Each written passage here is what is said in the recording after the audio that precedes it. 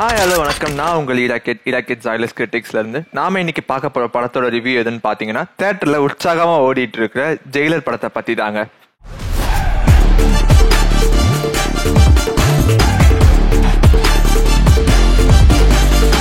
எனக்கு FDFS ticket கிடைச்சது ஒரு பெரிய சம்பவம் தாங்க. அது வேற கதை, நம்ம அப்புறம் பாத்துக்கலாம். நம்ம ரிவ்யூக்குள்ள போகலாம். ஃபர்ஸ்ட் நான் படத்துக்கு போறப்ப பாத்தீங்கன்னா ஒரு சென்ஸ் ஆஃப் டிசப்பாயின்மெண்டோட தாங்க போனேன். ஏன்னா பெரிய ஹீரோ வச்சு ஒரு டைரக்டர் பண்றாங்கன்னா most of the times screen பிளேல தவறிடுறாங்க. அதுவும் நெல்சனோட ப்ரீவியஸ் மூவில இருந்தே நமக்கு கொஞ்சம் புரிஞ்சிருக்கும்னு நினைக்கிறேன். ஆனா மொத்தமா இந்த படத்துல நம்மள மாத்தி போட்டாருன்னு தாங்க சொல்லணும்.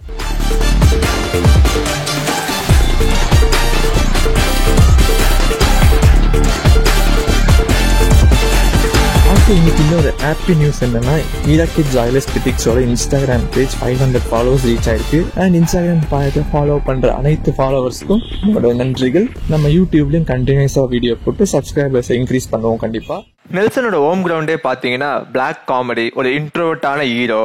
அந்த ஹீரோக்கு பாத்தீங்கன்னா ஒரு மாசான இன்சைட் இருக்கும். எல்லாத்தையும் மொத்தமா இறக்கி இந்த படத்துல வச்சு செமையா கொடுத்துட்டாருந்தாங்க சொல்ல முடியும்.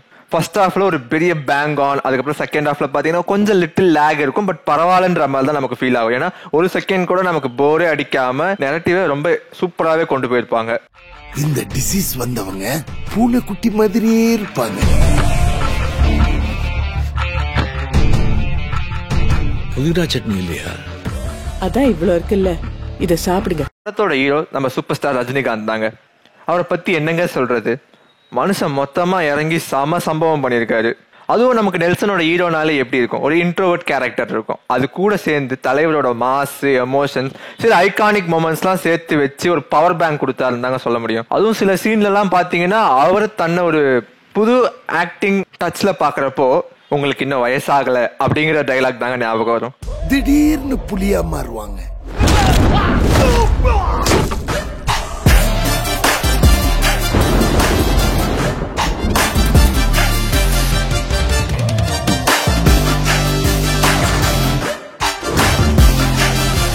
படத்துல பெரிய பெரிய ஸ்டார்ஸோட கேமியோலாம் இருக்கும். லைக் அதாவது நம்ம கர்நாடகா சைட்ல இருந்து சிவானா இருக்கட்டும், மலையாள சைட்ல இருந்து லாலேட்டன், அதுக்கப்புறமா நார்த் சைட்ல ஜாக்கி ஷெராஃப். இவங்களோட கேரக்டர்ஸ்லாம் படத்துல ரொம்ப ஓவர்லேப் ஆகாம கரெக்டா இவங்களுக்கான மாஸ் எலமெண்ட்ஸ்லாம் வச்சு, அதுவும் இவங்களோட அப்பியரன்ஸ்க்காகவே நம்மளாம் மெல்ட் ஆகணும்னா பாத்துக்கோங்களேன். ஒரு சைட் பிஜிஎம்ஸா இருக்கட்டும், அண்ட் கிளைமேக்ஸ்ல இவங்களோட ஒரு சின்ன சின்ன செகண்ட்ஸ் போர்ஷன்ஸா இருக்கட்டும், எல்லாமே செம்மையா கொடுத்துருப்பாங்க. செகண்ட் ஹாஃப்ல தமன்னாவும் சுனில் போர்ஷனும் வரும், ஒரு ஆந்திரா ஹைதராபாத் போர்ஷன். அது கொஞ்சம் ஃபன்னியாவும் இருந்துச்சு. அதுவும் அது கூடவே காவாலா சாங்கியும் வந்துட்டு நல்லா சூப்பரா பிளேஸ் பண்ணியிருப்பாங்க. ரொம்ப ஓவர் த போர்ட் போகல, பட் ஸ்டில் அங்கங்க சில லேக் வர காரணம் இந்த ஒரு பர்டிகுலர் நரேட்டிவா தான் இருக்கணும். பட் இருந்தாலும் அதுல வந்து கேரக்டர்ஸ்லாம் சூப்பராகவே நடிச்சிருப்பாங்க.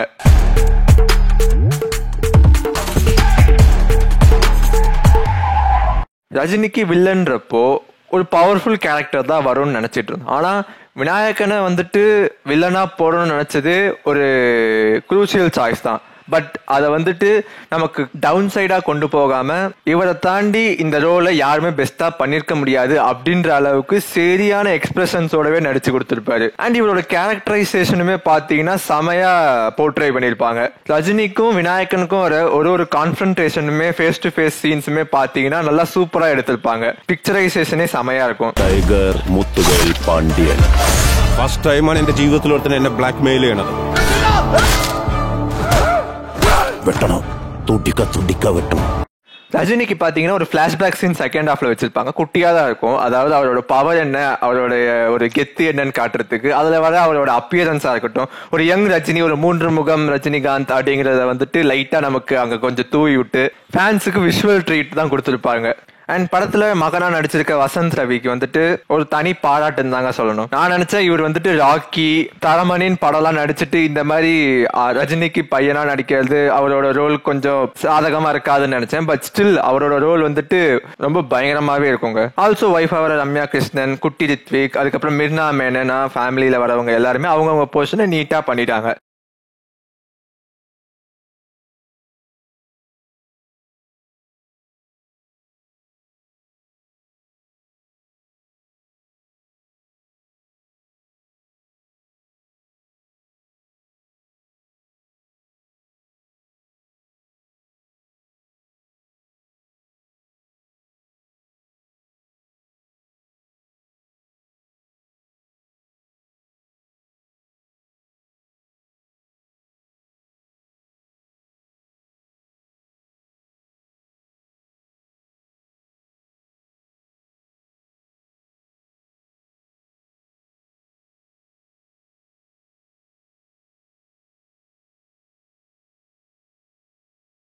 இவர் இல்லாம நெல்சன் படத்துல கதை மூவிங்க இருக்காருங்க. யாருன்னா நம்ம யோகி பாபு தாங்க. அதுவும் ஒரு நெல்சன் படத்துலயுமே பாத்தீங்கன்னா யோகி பாபு வாலண்டியரா போய் பிரச்சனைக்குள்ள தலை விடுற ஒரு கேரக்டரா தான் இருக்கும். அதே மாதிரிதான் இதுலயும் பண்ணிருப்பாங்க. அதுவும் பர்ஃபெக்டா செட் ஆயிருக்கும். அண்ட் அந்த டைமிங் அன்இன்டெண்டட் காமெடி எல்லாம் பாத்தீங்கன்னா சூப்பராகவே ஒர்க் அவுட் ஆச்சு. செகண்ட் ஹாஃப்ல கிங்ஸ்லி அங்கங்க சின்ன சின்ன இடத்துல எக்ஸ்பிரஷன்ஸோட ஃபன்னா பண்றதெல்லாம் நல்லா இருந்துச்சு. கூடவே ஜாஃபர் சாதிக்கும் இருப்பாரு. அவரோட அட்டையரை பார்த்தாலே நமக்கு வந்துட்டு தனி வைப் தான். அண்ட் படத்துலயே அவர் ஒரு நல்ல டீசென்டான ரோல் பண்ணிருப்பாரு. ஒரு நாளைக்கு பிரேக்கே பிடிக்காம தட்டி தூக்கிட்டு 5000 ரூபாய் ஃபைன் கட்டு போறேன். படத்தோட ஹிடன் ஹீரோ யாருன்னு பாத்தீங்கன்னா நம்ம அனிருத் தாங்க. அவர் ஆல்ரெடி ஒரு பீக் ரீச் பண்ணிட்டு இருக்காரு. அந்த பீக்ல இந்த படம் ஒரு பீக்கா இருக்கும்ன்றது எந்த சந்தேகமுமே இல்லைங்க. அங்கங்க பிஜிஎம் வைக்கிறதா இருக்கட்டும், ரஜினிக்கு ஸ்லோ மோஷன் வரப்போ இல்ல மத்த பெரிய ஸ்டார்ஸ்க்கு ஸ்லோ மோஷன் வரப்போ வர பிஜிஎம்ஸா இருக்கட்டும், எல்லாத்தையும் பக்காவா செதுக்கி இருக்காருங்க. படத்தோட இன்னொரு பெரிய பிளஸ் சினிமாட்டோகிராஃபி தாங்க. அந்த ஸ்லோ மோஷன் ஷாட்ஸ், அப்புறமா chill out, blood out transition சொல்ற அந்த மாதிரி சீன்ஸ் எல்லாம் பாத்தீங்கன்னா சும்மா அடிச்சு நொறுக்கி இருப்பாருங்க. படத்துல எடிட்டர் யாருன்னு பாத்தீங்கன்னா நிர்மல் ஒருத்தர் இருக்காரு. அவர் வந்துட்டு படத்துல நம்மளுக்கு லேக் ஃபீல் இல்லாம ஒரு ஸ்கிரீன் பிளேவை செமையா எடிட் பண்ணி கொடுத்திருக்காருன்னு தாங்க சொல்ல முடியும். நீ அவரை பார்த்தது ஒரு போலீஸ்காரனோட அப்பனா? நீ பார்க்காதவன்னு நான் பார்த்திருக்கேன். ஓரளவுக்கு மேல நம்ம கிட்ட பேச்சே கிடையாது. பீச்சு தான்.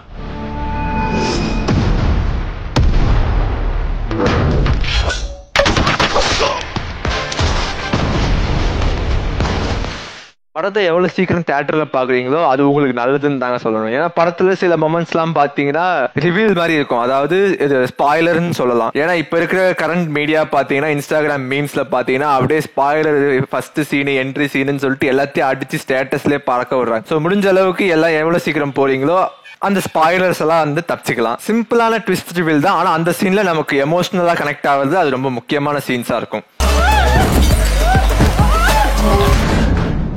கொஞ்சம் இதோட நிறுத்திக்கலாம்ல. ரொம்ப தூரம் போயிட்டேன். ஃபுல்லா முடிச்சிட்டு தான் திரும்பி வர முடியும்.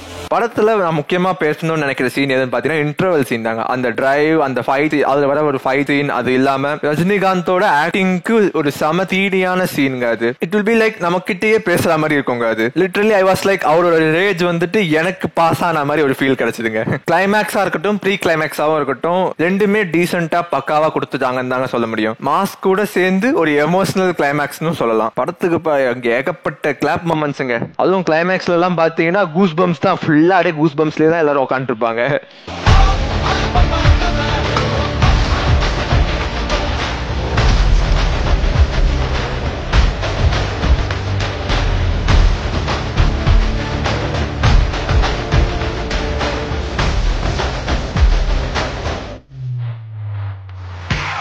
ஸோ ஜெயிலருக்கு ஈராக்கேட் ஜாய்லஸ் கிரிட்டிக்ஸோட ரேட்டிங் என்னன்னு பார்த்தீங்கன்னா 5க்கு 4.5. கண்டிப்பாக மிஸ் பண்ணாமல் தேட்டரில் பாருங்க. அண்ட் நெல்சன் கிட்ட கேட்கணும்னா, பீஸ்ட் எடுத்த ஆளாய் அணி, you really gave a bang on man. So உங்களுக்கு என்னோட ரிவ்யூ பிடிச்சிருந்ததுன்னா லைக் பண்ணுங்க, ஷேர் பண்ணுங்க, அண்ட் முக்கியமாக சப்ஸ்கிரைப் பண்ணுங்க. மீண்டும் உங்களை இன்னொரு சூப்பரான ரிவ்யூவில் சந்திக்கும் வரை உங்களை நம்ம விடை பெறுவது உங்கள் ஈராக்கேட்.